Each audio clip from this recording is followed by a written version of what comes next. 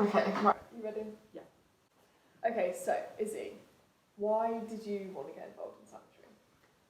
I got involved with sanitary because I knew people who'd been previously involved and they had really great experiences with sanitary. And I've been involved with just like feminist campaigns and stuff for quite a long time, and it's something that's really close to my heart and to my experience.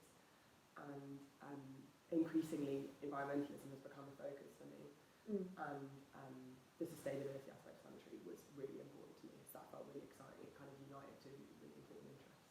Yeah, I'd also kind of say that I've been involved in lots of like feminist activism, both at university and prior to university, and this felt like an incredible way to really focus that into something really tangible and meaningful, and really appealed to me as kind of a next step in terms of my activism. So thinking about that, what experience did you have before in this area?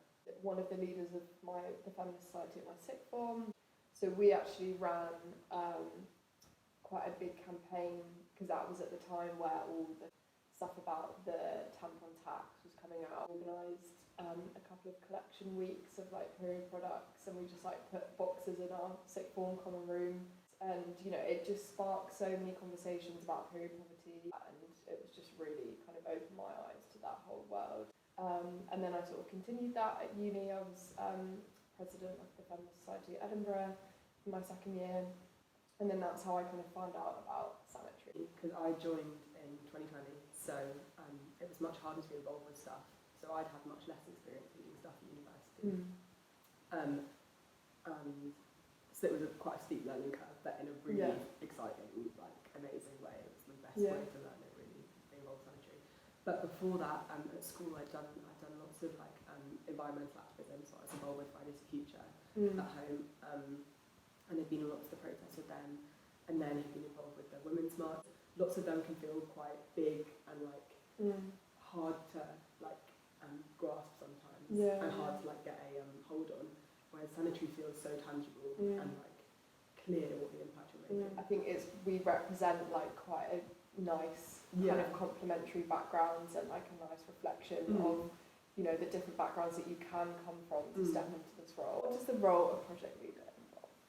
Essentially, the most important aspect of it is organising the team and coordinating the Edinburgh team and the Jaipur team, and making sure that everyone's roles are clear and everyone knows what they're doing on a day-to-day basis, and also the coordinating the kind of overall vision of sanitary, whether that's on a large scale, like with shifting legislation, or on a smaller scale,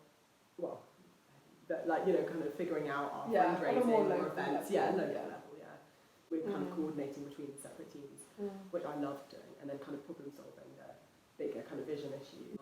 Our alumni team, the Actors team, figuring out kind of the broader organisational aspect. Yeah, I mean, as project leaders, you have such an incredible bird's eye view over the whole project, and I think that's one of the things that I've valued the most. You get to dip into every single aspect, whether that's the sub teams you're supporting, social media, blog, sales, being able to mentor them. And like none of us have got experience in those fields. It's not, again, you're not like expected to come into it like knowing how to run a sales team or knowing how to like manage social media, but we're all learning together. An incredible supportive space that we create. I think that's one of the things that makes it so successful is this environment of like you feel really supported and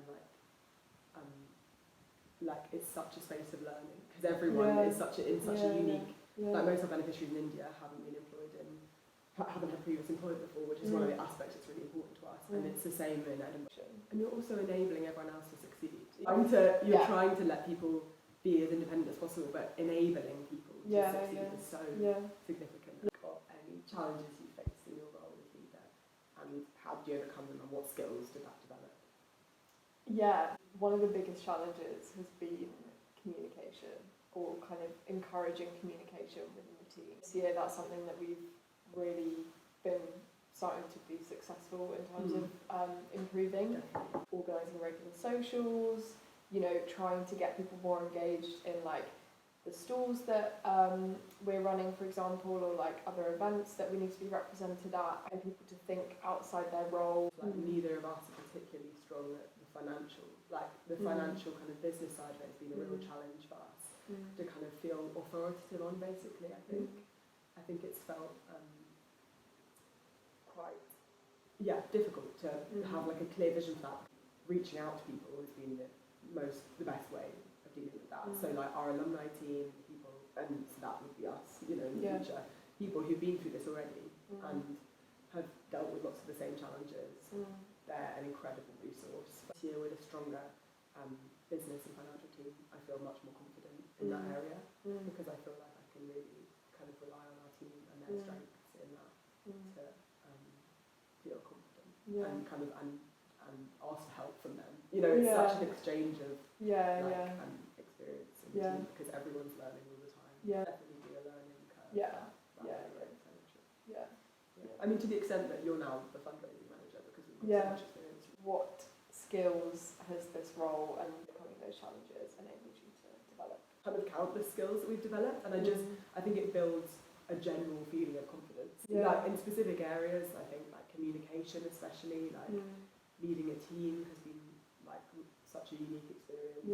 And this is a very specific, like it feels much more like a kind of workplace team than compared to other kind of like societies and stuff. So it's such like it kind of couldn't be more useful, this experience. Like it's been so, and also so unique. Like where else would you get to run a social enterprise? Like what other situation would you get to do this? And I think also communicating in quite difficult circumstances. Like last year when you were in Australia, Issy was in Jaipur and I was in Edinburgh. We were functioning across 3 different time zones, and it was some points brutal, but also like kind of the best like communication learning you could have been, and we learned a lot through that about how to also look after each other. But we've come out working better together from that. I think that's really important, like learning how to maintain like fairly professional but also like friendly relationship. It's so vital for the functioning of the whole team that you're on the same page and like fully supporting each other. And I think for me it's really confirmed that this is like a career that I want to pursue, which I think honestly is the most valuable thing that I've and that's so exciting gotten out of it. So